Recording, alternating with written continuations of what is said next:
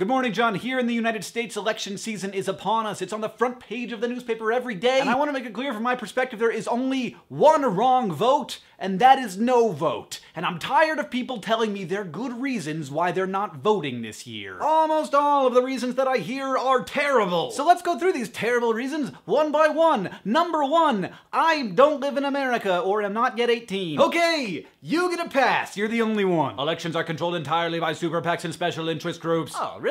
Because I'm a little confused. How many votes do super PACs get? That's right, 0! You know how many votes the richest, most powerful man in America gets to cast? 1. He gets to cast 1 vote. The same number as you. Voting is, if nothing else, it is fair. No election is ever decided by 1 vote. Mine can't matter. Okay.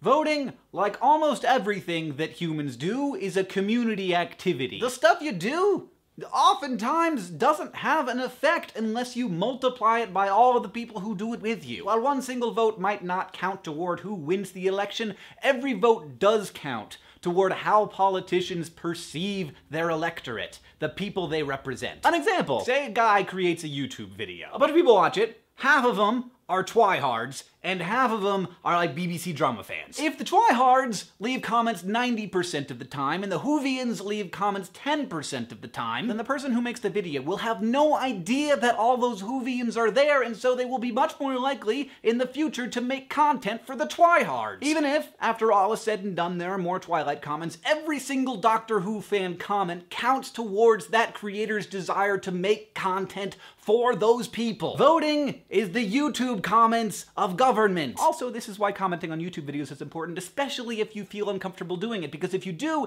chances are your demographic is underrepresented in the comments, and so I won't make content for you. I don't live in a swing state, so it's not gonna matter. No!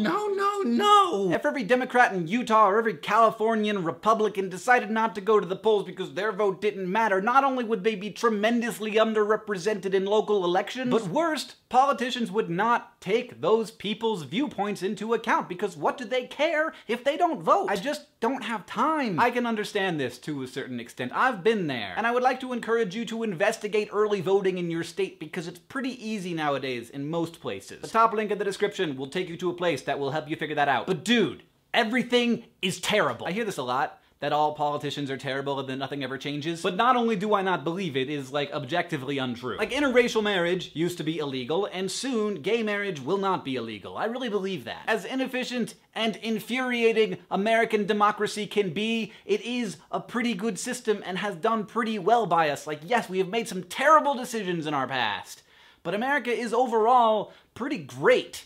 And democracy, I think, is one of the big reasons why that happened. Final reason why you might not vote this November: I'm not registered. Yeah, that would be a problem. And there is a deadline, and it is coming up. So go to the top link in the description if you are not registered to vote, and register to vote now. I personally think, and you're welcome to disagree with me, that voting in America isn't a privilege, it's a responsibility. It's a responsibility that we have to our country, to ourselves, to our fellow Americans, to the rest of the world, and to the future. Because this country's laws and what this country does affects everything. This is our opportunity to have the exact same amount of influence on the future of the world as the richest, most powerful people in the country. I can't believe people pass that opportunity up. John, I'll see you on Tuesday. You've become a part of me, and I take you wherever I go. Harry, I'm coming home. Harry,